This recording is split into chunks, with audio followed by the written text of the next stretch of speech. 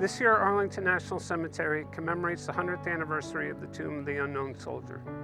The Memorial Amphitheater and Tomb are situated in the heart of the 639 acres of A&C. The grounds and landscape are essential to the iconic image of Arlington National Cemetery. In commemoration of the 150th anniversary of the cemetery in 2014, the entire grounds were designated as a Memorial Arboretum. The Arboretum is comprised of the more than 9,500 trees and shrub plantings that grace the resting place of over 400,000 of our nation's service members and their families. The Tomb of the Unknown Soldier at the Memorial Amphitheater was not the first memorial to unidentified war dead at A&C. At the end of the Civil War, General Montgomery Meigs designed the Tomb of the Civil War Unknowns. Constructed in 1866 on the grounds just southwest of Arlington House, the tomb contains the remains of 2,111 unidentified soldiers. The area chosen for the tomb was amongst a stand of trees known as the Grove during the time of Custis's estate. The stand of oak trees created a cathedral-like canopy over the tomb. Today, some larger white oaks near the tomb provide a sense of the original setting. Unfortunately, several of the larger trees directly adjacent to the tomb have been lost over the years. In 1868, the first Decoration Day, the precursor to Memorial Day, was held at Arlington National Cemetery. The event soon became extremely popular, and it was decided that a venue to accommodate the large crowds was needed. Meigs designed and oversaw construction of an amphitheater situated directly adjacent to the Tomb of the Civil War Unknowns. Again, the setting was amongst several large oak trees of the former grove, probably for the practical reason of providing shade for the 5,000 people that the amphitheater was designed to hold, but also for the monumental feel of the large trees. The amphitheater also featured a colonnade covered with wisteria and grapevines. In the decades following the Civil War, the landscape took on added commemorative significance. In 1870, Frederick Law Olmsted recommended to Meigs that the national cemeteries be kept simple, dignified, and tranquil. He wrote, "A sacred grove, sacredness and protection being expressed in the enclosing wall and in the perfect tranquility of the trees within."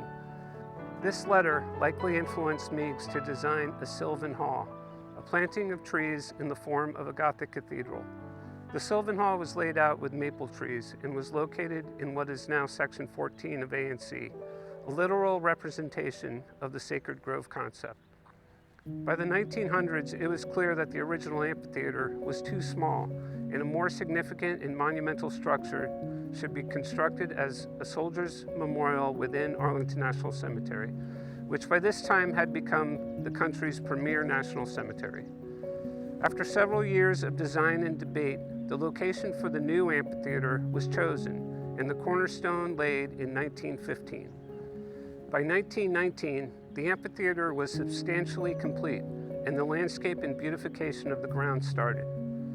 While the old amphitheater fit into the existing English-style landscape, the new amphitheater and the surrounding grounds took on a much more formal design, influenced by the Beaux-Arts and City Beautiful movements.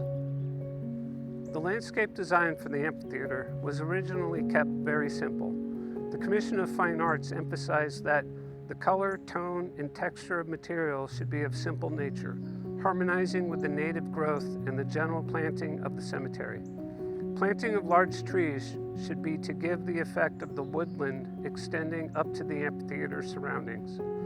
The Commission also emphasized that the plantings should show quiet restraint and dignity.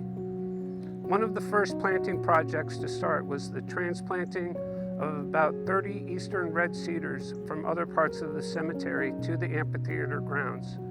David H. Rhodes, who served as the landscape gardener at A&C from 1874 to 1930, oversaw the selection and transplanting of the red cedars. The landscape plan called for over 125 trees to be planted, but only about 30 trees were found to be suitable for the project. Other red cedars were purchased and planted. In addition to the red cedars, other plants that were part of the original landscape design included boxwoods, yews, and rhododendrons.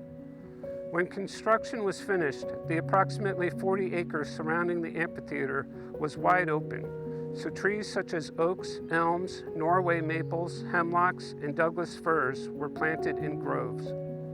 Today, remnants of these original groves or clusters of trees can be found on the eastern side of the amphitheater. Just to the north and south of the ceremonial mall, 2 groves of eastern hemlocks still stand. On the north and south side of the amphitheater, there are surviving examples of American elms.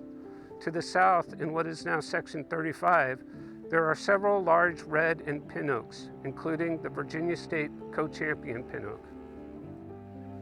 Inspired by France and England's entombment of an unknown soldier from World War I in 1920, the United States Congress passed a resolution to lay to rest an unknown soldier from the battlefields of France at Arlington National Cemetery in 1921.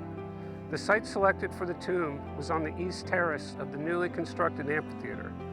On November 11, 1921, the unknown soldier was laid to rest.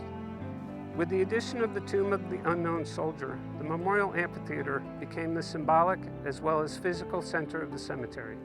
The original tomb was a very simple marble top. Because the tomb was an addition to the original design, access to the tomb did not easily accommodate large crowds. Plans were begun for a more permanent tomb and for redesigning the approach and landscape. The architect Lorimer Rich was hired to design the approach and setting for the tomb. He created a paved plaza on the east terrace between the tomb and the Memorial Amphitheater. East of this terrace, a tapered mall lined by a border of trees crossed the proposed Cemetery Road, what is today Roosevelt Drive. The intent was to create an atmosphere of quiet and repose, dignity and calm. The most prominent new feature was the clipped 22-foot-high American beech hedge on either side of the main approach from Roosevelt Drive to the monumental steps. This aerial hedge, planted in 1931, created a dramatic formal element as the main approach to the tomb. According to a newspaper account, the hedge was the largest of its type in the United States, measuring 100 yards long, 22 feet tall, and 18 feet deep. In the 1980s, the trees were replaced with little leaf lindens, which were maintained as a hedge in the same manner that Rich had envisioned. In 2018, after several of the trees in the hedges had declined, the linden trees were replaced. The cemetery will shape these trees into hedges in the coming years as the trees mature. The landscape at the Memorial Amphitheater and Tomb of the Unknown Soldier has changed substantially over the last 100 years. Part of that change has been the addition of commemorative memorials to honor veterans of subsequent wars and events since World War I. These include several memorial trees planted on the amphitheater grounds. The oldest is the memorial tree dedicated in 1932 to the mother of the unknown soldier. This river birch and plaque are located along Memorial Drive on the north side of the amphitheater. Also on the north side of the amphitheater are a linden tree dedicated to those that were serving at Pearl Harbor, a granite bench and Korean mountain ash dedicated to veterans of the Korean War, and a linden in honor of Purple Heart recipients. These trees are part of the Memorial Arboretum at Arlington National Cemetery, a living memorial to our nation's veterans.